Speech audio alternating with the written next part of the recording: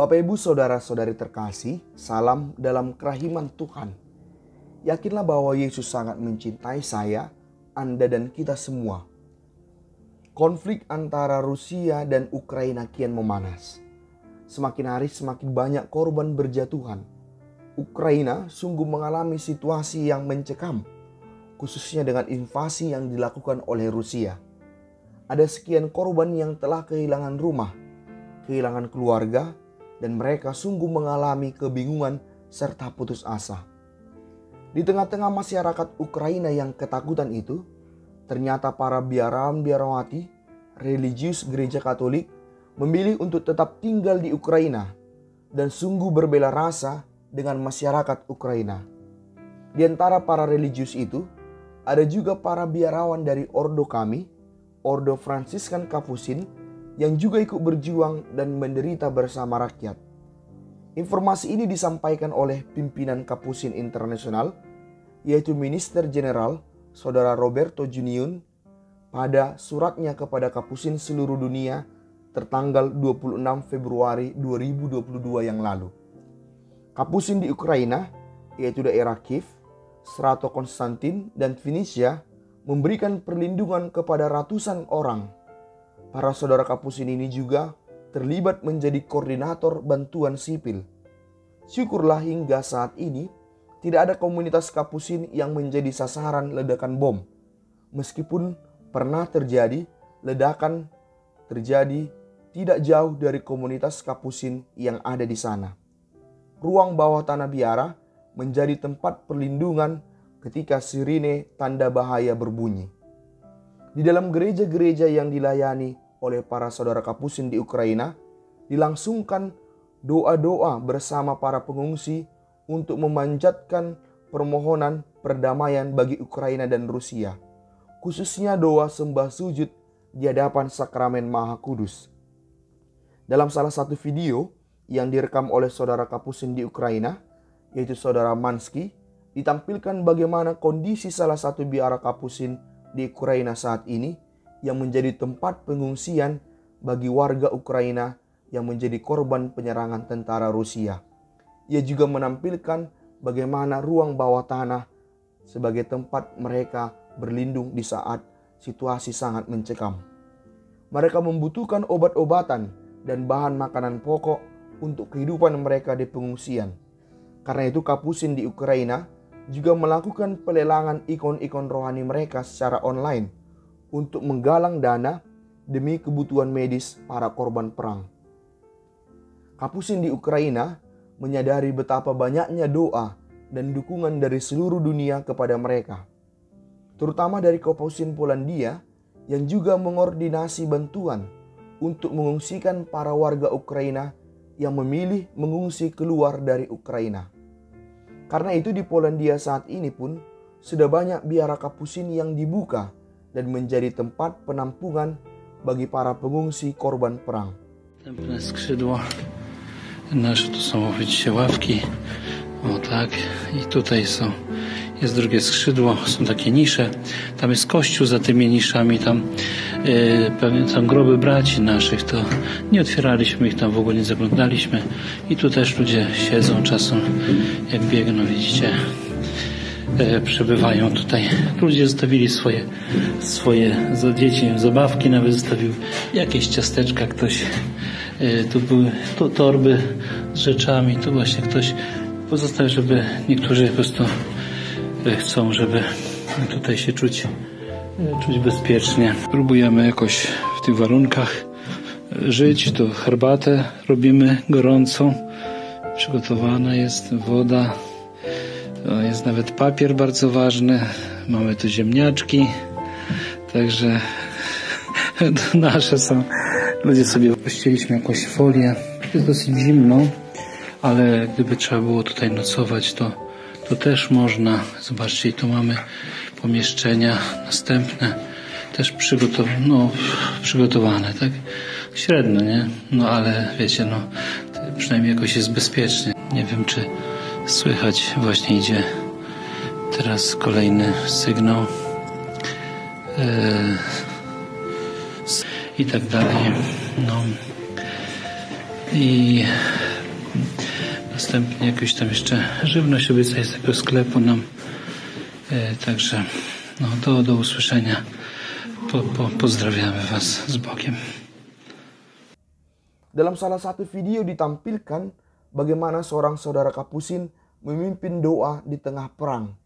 Kapusin ini dengan baju perlindungan mengunjungi tempat-tempat perlindungan masyarakat Ukraina dan berdoa bersama mereka.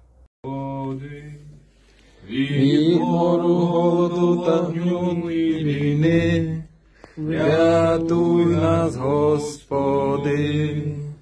Від мору, голоду та гню і війни, врятуй нас, Господи. Від несподіваної смерті, бережи нас, Господи.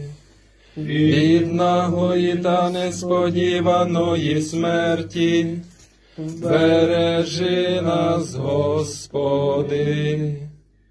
Ми ж Тебе, Бога, просимо, вислухай нас, Господи. Ми грішні Тебе, Бога, просимо, вислухай нас, Господи. Ми грішні Тебе, Бога, просимо, вислухай нас, Господи. Minister Jenderal Kapusin melalui suratnya kepada saudara Kapusin sedunia tertanggal 26 Februari 2022 menyebutkan bahwa di Ukraina saat ini ada 36 orang saudara Kapusin.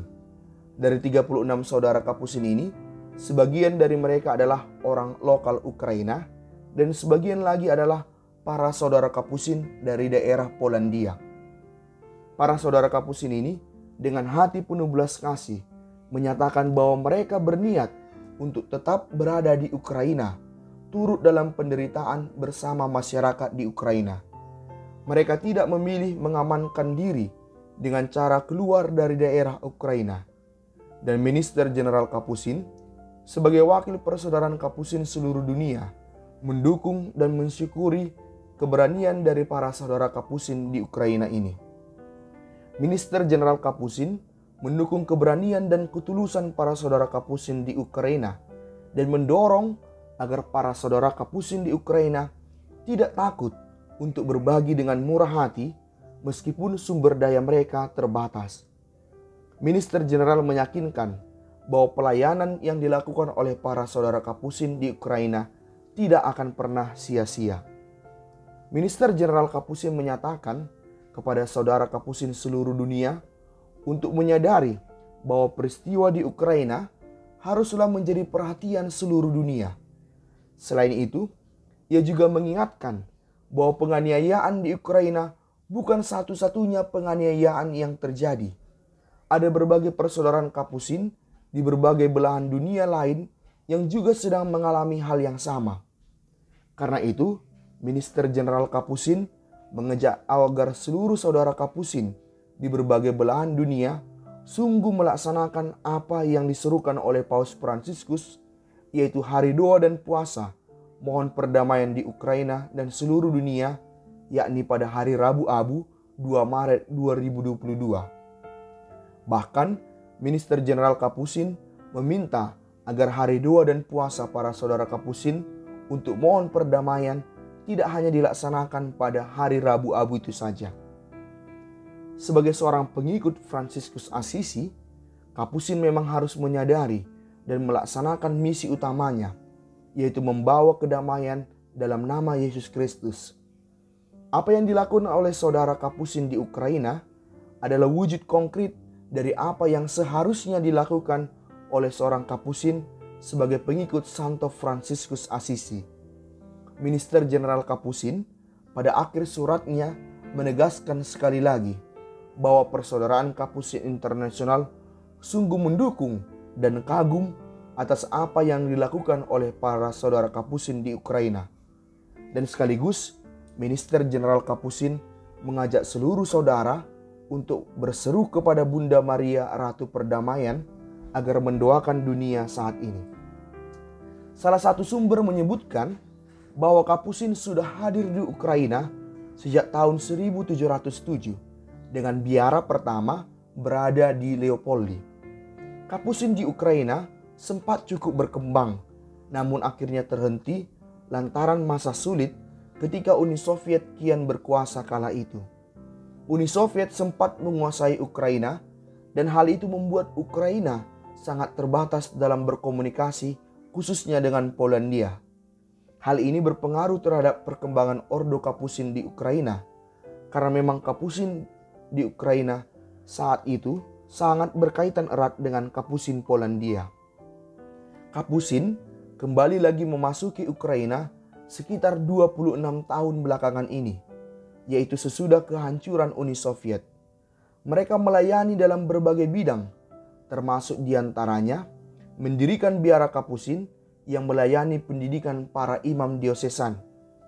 Para Kapusin di Ukraina juga melayani umat Katolik di Ukraina yang sebagian besar adalah ritus Katolik Yunani. Kehadiran Kapusin di tengah penderitaan rakyat adalah karisma khas dari Ordo Kapusin.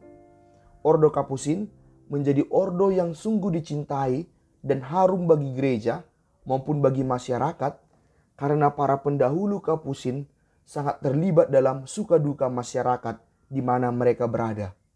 Karena itulah Ordo Kapusin dikenal juga sebagai saudara yang merakyat. Karena itu marilah kita mendoakan para saudara Kapusin di Ukraina yang dengan ketulusan dan keberanian hatinya bersedia untuk tetap tinggal dalam situasi yang mencekam di Ukraina. Dengan demikian, mereka sungguh telah menjalankan panggilan kekapusinan mereka. Dan kita tetap berdoa bersama seluruh di dunia, semoga kedamaian segera menang atas konflik antara Rusia dan Ukraina saat ini. Yesus, Engkau andalanku, Pace Ebene.